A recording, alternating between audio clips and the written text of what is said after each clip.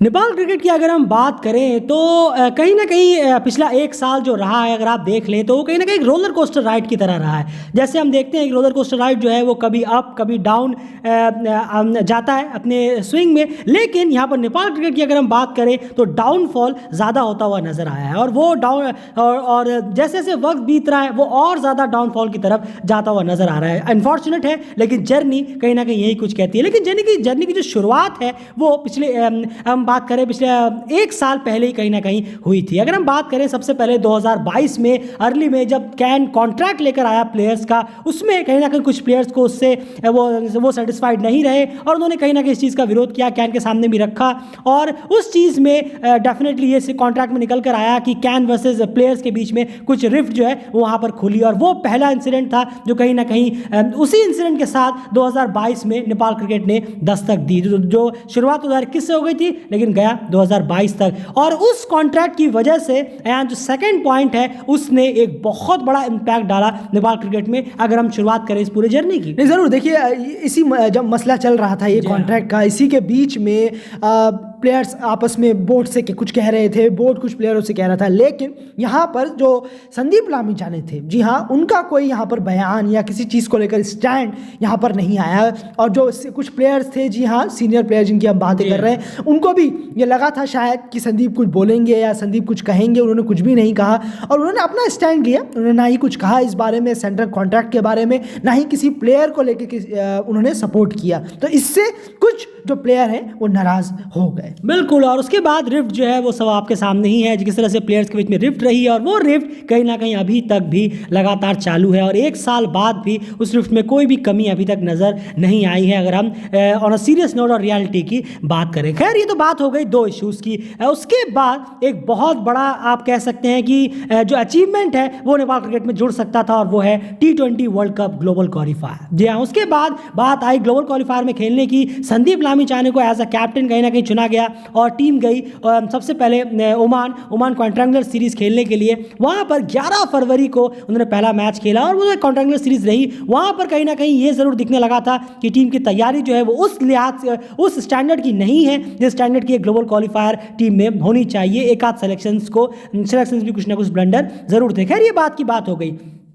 उसके बाद अगर हम बात करें जो सबसे बड़ा सेटबैक रहा वो रहा T20 वर्ल्ड कप के लिए क्वालिफाई ना कर पाना। जब यूएई के हाथों एक करारी हार, बहुत वन साइडेड हार मिलने के बाद T20 वर्ल्ड कप 2022 खेलने का सपना भी नेपाल का चकनाचूर हो गया। जी हाँ, अर्ली फेस में शुरू के ही 2-2.5 महीने में कहीं ना कहीं ये तीन चीज़ों ने नेपाल क्रिकेट को ज़बरदस्त वापस एक ड्रीम तोड़ा और बैकवर्ड की तरफ धकेलना शुरू किया। लेकिन फिर भी उसके बाद भी वापस से टीम जो है आगे की तरफ बढ़ने की कोशिश करने लगी। उसके बाद वो यूएई गए, वहां पर एक क्रिकेट वर्ल्ड कप लीग 2 की सीरीज हुई जहां पर थोड़ी सी और एम्बैरसमेंट टीम के साथ हुई जब मेरे ख्याल से 150-160 रन का करीब जो टारगेट है यूएई का दिया हुआ वो भी वो चेज नहीं कर पाया। और ये वन ऑफ द, अगर आप कहेंगे कि one of the worst memories में से एक होगा T20 world cup global qualifier के हारने के बाद जब पीएनजी ने नेपाल का दौरा किया। नहीं, बिल्कुल सही कहा आपने। और इस दौरे में बहुत कुछ नहीं था क्योंकि आप पीएनजी से काफ़ी बेटर हैं, आपने साबित भी किया है। वर्ल्ड क्रिकेट लीग 2 सीरीज़ में आपने उनको हराया है, लेकिन यहाँ पर जब देखने को मिला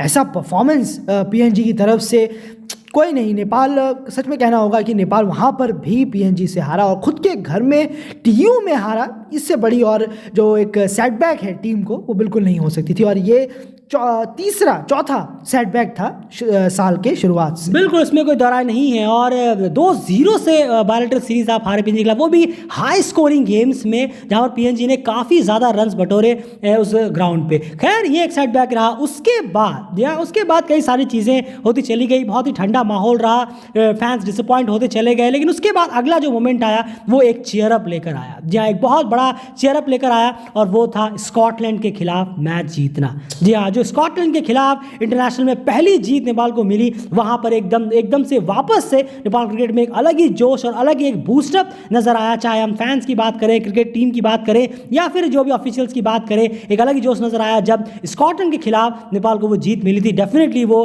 2022 के यादगार पलों में जरूर होगा, चाहे आप यादगार में कह लें या फिर उन पलों में जहां पर चीजें ठीक नहीं रही टीम के लिए। उसके बाद अगला जो इशू आया वो क्या आया, और वो इशू जो है वो भी बहुत बड़ा हिट किया है नेपाल क्रिकेट को। नहीं ज़रूर, देखिए उसके बाद बैठे बैठाए यहाँ पर नेपाल में इश्यूज़ क्रिकेट में, जी हाँ, नेपाल क्रिकेट में इश्यूज़ क्रिएट होते गए। अब अगला आ गया, कोच ने अब यहाँ रिज़ाइन दे दिया उसी टूर के बाद। बिल्कुल उसी टूर के बाद कोच जो पबुडू सर थे उन्होंने अपना पोजीशन जो है वो छोड़ दिया। उसके बाद अचानक से फिर से ये सवाल खड़ा हो गया वर्ल्ड क्रिकेट लीग 2 में कि आखिर कितने कोचेस चेंज होंगे, और ये सवाल फिर तुरंत एक अपॉइंट किए गए मनोज सर, जी हाँ, जिनको अपॉइंट किया गया, फिर वो भी यहाँ पर अपना टेन्यूर पूरा नहीं कर पाए। ये फिर से ये जो सवाल, आखिर प्रॉब्लम कहाँ आती है, कोच जो बार बार चेंज हो रहे हैं बोर्ड में, प्लेयर्सों में। और जब मनोज सर गए तब तो उन्होंने बोल ही दिया था प्लेयर्स इररिस्पॉन्सिबल हैं, बहुत ज़्यादा डिसिप्लिन में है नहीं। तो coach changes, regular coach changes world cricket league 2 में खाली इतने ज़्यादा कोचेस, ये हैरान करता है वाकई। बिल्कुल, और उसके बाद फिर वो छोड़ गए और फिर जगह खाली हो गई और अब फिर से कोच ढूंढने की जद्दोजहद जो है वो चालू है, जो अभी तक ख़त्म नहीं हुई है। तो ये एक सबसे बड़ा सेटबैक रहा कि पूरे साल भर में ही आप देख लें 2-3 कोचेस चेंज हो गए। वर्ल्ड कप लीग 2 में देख लें तो 5 करीब कोचेस चेंज हो गए। ये प्रॉब्लम नेपाल क्रिकेट के साथ लगातार बनी हुई है और 2022 भी इससे अछूता नहीं रहा। उसके बाद अगर हम बात करें तो कहना होगा कि एक बहुत ही बड़ा सेटबैक लगा, बहुत ही बड़ा झटका लगा, एक शॉकिंग वेव आप कह सकते हैं नेपाल क्रिकेट में गया, चाहे वो फैंस हो, चाहे वो ऑफिशियल्स हो, या कोई भी हो जिनके जो भी कहीं ना कहीं नेपाल क्रिकेट को फॉलो करते हैं, जो वेल विशर्स हैं ओवरऑल वर्ल्ड में। क्योंकि संदीप लामिछाने की हम यहाँ पर बात कर रहे हैं, क्योंकि Sandeep Lamichhane definitely world wide काफ़ी ज़्यादा पॉपुलर हो चुके हैं अपनी बॉलिंग से, जिस तरह की लीग्स में जाकर खेले हैं, डेफिनेटली वो काफ़ी बड़ा नाम दे ओवरसीज में भी हो जाते हैं। तो उस लिहाज से संदीप लामिछाने का जो केस निकल कर आया, खास करके केन्या टूर के बाद, एक सेक्शन के बाद, तो वो डेफिनेटली अपने आप में एक हैरान भरा था। और ये सब चीज़ें डेफिनेटली आप कह सकते हैं, चाहे उनके फ़ैन क्लब वगैरह हो, या फिर जो उनके संदीप के फैंस थे, या फिर जो भी इस नेपाल क्रिकेट में चाहते थे कि हाँ संदीप एक बेहतरीन हमारे पिलर टाइप का है, वो एक पिलर को स्ट्रॉन्ग झटका लगा जब ये केस निकल कर आया। और करीब 2-3 महीने तक संदीप जेल में ही रहे और ये जदोजहद चलती ही रही। तो वहाँ पर भी जो फैंस का जो दिल था वो पूरी तरह से टूट गया और नेपाल क्रिकेट में एक और आप कह सकते हैं कि एक जो ब्लैक स्पॉट जो है वो नेपाल क्रिकेट में लग गया, और वो भी 2022 में ही लगा। और यही नहीं रुका मामला, इस चीज़ के बीच जहाँ यहाँ पर दौरा किया किसी टीम ने, और वहाँ पर थोड़ा सा कहना होगा मरहम लगाने की कोशिश की इस सीरीज़ ने। नहीं ज़रूर, देखिए यहाँ पर यूएई दौरा करने के लिए आई नेपाल का, जी हाँ, और उम्मीद थी कि यूएई शायद बेटर परफॉर्म करेगी यहाँ पर, लेकिन जो नेपाल क्रिकेट में हुआ उसको देख के लग नहीं रहा था कि नेपाल क्रिकेट शायद इतनी जल्दी रिकवर कर पाएगा। लेकिन जिस तरीके का क्रिकेट नेपाल क्रिकेट ने खेला, उस मैचों में दिखाया, वाकई शानदार था। जी हाँ, 3 मैचेस की सीरीज़ 2-1 से 1-0 से पीछे थे, उसके बावजूद 2-1 से जीतना वाकई कमाल का था। वो बहुत प्राउड मोमेंट था सभी लड़कों के लिए, क्योंकि सब ने मेहनत की थी और इतना ज़्यादा केस, जो उनके एक स्टार प्लेयर हैं, एक ऐसा केस रजिस्टर्ड हुआ, जो फैंस थे उनमें भी नाराज़गी थी, तो बहुत ज़्यादा अपसेट थे फैंस। लेकिन उसके बावजूद क्रिकेटर्स ने इतना अच्छा परफॉर्म किया, यूएई को हराया। वाकई 2022 का one of the best moment में से एक था ये। बिल्कुल। तो और यहीं पे अगर बात करें तो उसके बाद भी अगर हम बात करें तो ऑफिशियल T20 लीग आने वाली थी। इसको लेकर एक एक्साइटमेंट ज़रूर थी जब भी अनाउंस हुआ था कि चलिए हमारी कंट्री की ऑफिशियल T20 लीग है, हमें काफ़ी अच्छे और बड़े नाम यहाँ पर देखने को मिल सकते हैं। और कुछ और मेरे ख्याल से जो पेस खेल था वो भी काफ़ी हाई था बाकी लीगों के मुकाबले, और फिर काफ़ी एक्साइटमेंट थी कि चलिए देखते हैं कि आखिर ये T20 लीग किस तरीके का होगा, कितना स्केल होगा इसका, किस लेवल का स्केल ये लेकर आ सकता है। लेकिन जब उसके बाद एक के बाद एक जो पोस्टपोन होती चली गई लीग, उससे आप कह सकते हैं डेफिनेटली इंटरेस्ट जो है वो धीरे धीरे कई फैंस में घटता चला गया। और उसके बाद अगर हम बात करें, इसी बीच में जब नेपाल T20 लीग शुरू होने का फाइनली डेट आया, उससे ठीक पहले जो टीम का हाल हुआ कि वो नामीबिया गए और वहाँ पर एक भी मैच जीत कर नहीं आए, वो अपने आप में एक बहुत बड़ा डिसअपॉइंटमेंट और हार्ट ब्रेक लेकर आया टीम के लिए, क्योंकि इधर धीरे धीरे क्रिकेट वर्ल्ड कप लीग 2 के मैचेस उनके खत्म होते चले जा रहे थे। और अब दस्तूर ऐसा है कि अगले 12 में से 9 मैचेस टीम को जीतने होंगे मिनिमम, अपने आप को टॉप 5 में रखकर अगले 4 साल के लिए ओडीआई स्टेटस बचाना। और इसी बीच नेपाल T20 लीग आया, कहना होगा टाइमिंग के लिहाज से बहुत ही ख़राब टाइम पर आया, क्योंकि जिस वक्त ओडीआई में आपको बेहतर करना था उस वक्त इस तरह की T20 लीग आई, लेकिन आई और कहना होगा यान शुरू में ही फैंस ने कहीं ना कहीं उसमें इंटरेस्ट दिखाना बंद कर दिया, और वो कहीं ना कहीं लाजमी भी था। नहीं, बिल्कुल सही कहा आपने। देखिए ये लीग जो आए हैं, आप लेके आए, कैन इसे लेके आया, वो किसके बेस पर लेके आया था? वो EPL के बेस पर लेके आया था, क्योंकि और आप जब किसी चीज़ को रिप्लेस कर रहे हैं तो ये फैंस की भी उम्मीदों को ध्यान में रखना चाहिए, क्योंकि EPL जो इस बार के NPL IPL से कई गुना ज़्यादा बेटर था। फैंस उस पर नज़रें गड़ाए हुए थे, सबकी अपनी अपनी टीमें थी, बहुत ज़्यादा बेहतर था टूर्नामेंट। आपको उसे रिप्लेस करना था तो आप फेल हो गए, बुरी तरीके से कैन फेल हुआ यहाँ पर। साथ ही साथ एक दाग लेके आया, ये दाग लेके आया ये लीग, और ये दाग जो है वो है स्पॉट फिक्सिंग का। पहले ही ये लीग क्वेश्चन के घेरे में था, कई बार टला, कई बार पोस्टपोन हुआ, लेकिन इसके बाद ऐसा दाग लगना, स्पॉट फिक्सिंग का दाग सब कुछ खत्म कर देता है। ये चाहे आप कितनी भी मेहनत की हो लीग में, लेकिन ये दाग लगना, ये सच में बहुत बहुत शर्मिंदगी की बात। बिल्कुल, इसमें कोई दोहराई नहीं है, और ये चीज़ ने और ज़्यादा दिल तोड़ दिया। अगर हम बात करें, चाहे वो क्रिकेट फैंस हो या फिर ओवरऑल नेपाल क्रिकेट को लेकर हम यहाँ पर चीज़ कहें। और स्पॉट फिक्सिंग के बीच में फिर ये भी हुआ कि प्लेयर्स जो थे, जी हाँ, जो ओवरसीज़ के प्लेयर्स थे, उनकी भी अगर हम बात करें, जो उनका पे था वो भी कहीं ना कहीं नहीं दिया गया। और आप खुद सोचिए कि एक ओवरसीज़ के प्लेयर हैं, अगर मेहमान आकर यहाँ पर कहते हैं कि हमें अभी तक पैसे नहीं मिले हैं, क्रिसमस छोड़कर हम यहाँ घर बैठे हैं और क्रिसमस वगैरह घर वर छोड़कर हम यहाँ पर आए हैं, डेफिनेटली हम तो चाहते हैं कि पैसे मिले, हमें यहाँ बात कर रहे हैं एलेक्स ब्लेक की। तो उस बयान के बाद थोड़ा सा डेफिनेटली लगा होगा, या जेन्युइन फैंस को भी लगा होगा कि क्या यार, ये कहीं ना कहीं बहुत बिल्कुल भी अच्छी चीज़ नहीं हुई। ये सब चीज़ तो हुई, स्पॉट फिक्सिंग हुई, फिर उसके बाद लेकर आए, जी हाँ, ICC की तरफ से भी कुछ यूनिट आया यहाँ पर चेक करने के लिए। उसके बाद जो सबसे इंपॉर्टेंट रहा, जो अभी भी जारी है और बहुत जोरों से चल रहा है, वो है CIB इन्वेस्टिगेशन।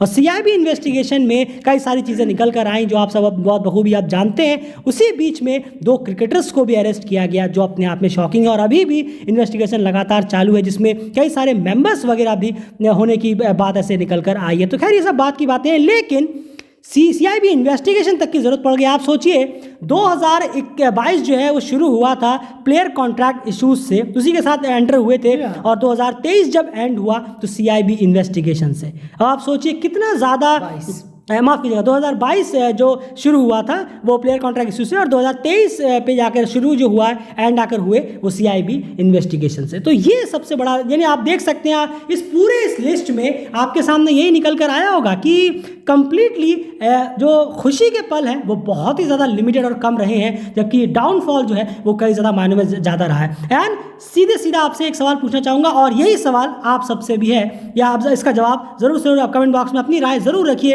एंड सवाल ये है, इसमें से कई सारी चीज़ें हमने यहाँ पर पॉइंट्स गिनाए, इसमें से 3 ऐसे पॉइंट जो आप बताएं जिनकी वजह से सबसे ज़्यादा नेपाल क्रिकेट को जो है वो सेटबैक हुआ है, अगर हम बात करें पिछले 1 साल में सबसे ज़्यादा। नहीं, ज़रूर देखिए, अगर हम पहले पॉइंट को रखेंगे तो ये प्लेयर्स रिफ्ट है। ऑब्वियसली अगर आप, ये टीम यूनाइटेड का गेम है, कोई 1 या 2 जना नहीं खेलता है, यहाँ पर टीम्स खेलती हैं, पूरे 11 लड़के खेलते हैं, लेकिन 11 लड़के साथ ही नहीं है, अब तक साथ नहीं हो पाए। तो पहला इशू, आप पहले पॉइंट को तो करेक्ट करिए कि प्लेयर्स रिफ्ट एक वजह है। दूसरा, संदीप लामिछाने का जो केस उठा था, जी हाँ, उससे बहुत ज़्यादा असर किया है, क्योंकि एक तो वो इतने बड़े स्टार हैं प्लेयर के, और बहुत परफॉर्मर है। खाली स्टार होने से नहीं होता, आप परफॉर्मर भी हैं। आप बॉलिंग यूनिट में बहुत ज़्यादा निर्भर करती है नेपाल की टीम, खासकर स्पिन डिपार्टमेंट में, मिड फेस में बहुत ज़्यादा निर्भर आप पे हो जाते हैं। तो वो चीज़ जब उन पे ये केस हुआ, वो बाहर गए, बहुत असर किया, वाकई में ये टीम पर बहुत असर किया।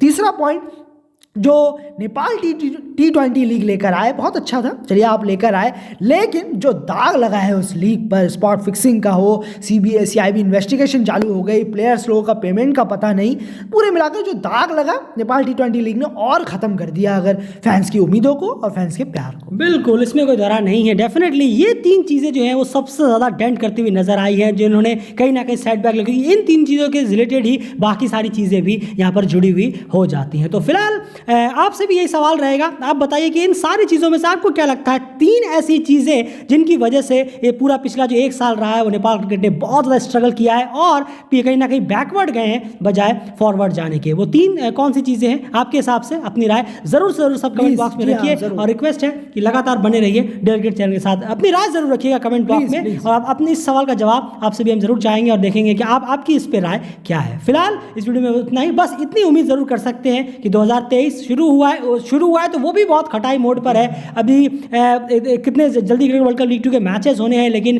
प्लेयर्स के अनाउंसमेंट से लेकर कोच कब आएंगे, कब वो प्लेयर को जानेंगे, कब वो शुरू करेंगे, ये सब देखने वाली बात है। लेकिन उम्मीद तो यही करेंगे कि 2022 बिल्कुल भी रिपीट ना हो नेपाल क्रिकेट में 2023 में। इसी उम्मीद के साथ इस वीडियो को यहीं पर हम खत्म करते हैं, लेकिन आपके सामने वही सवाल है, क्वेश्चन उसका आंसर जरूर दीजिए। वीडियो को एक लाइक जरूर करिए अगर आपको समझ में, अगर आपको पसंद आया कि हाँ ये इन बातों में कोई दम कम नज़र आता है। फिलहाल इस वीडियो में इतना ही। चैनल को सब्सक्राइब जरूर कर लीजिए। बाय।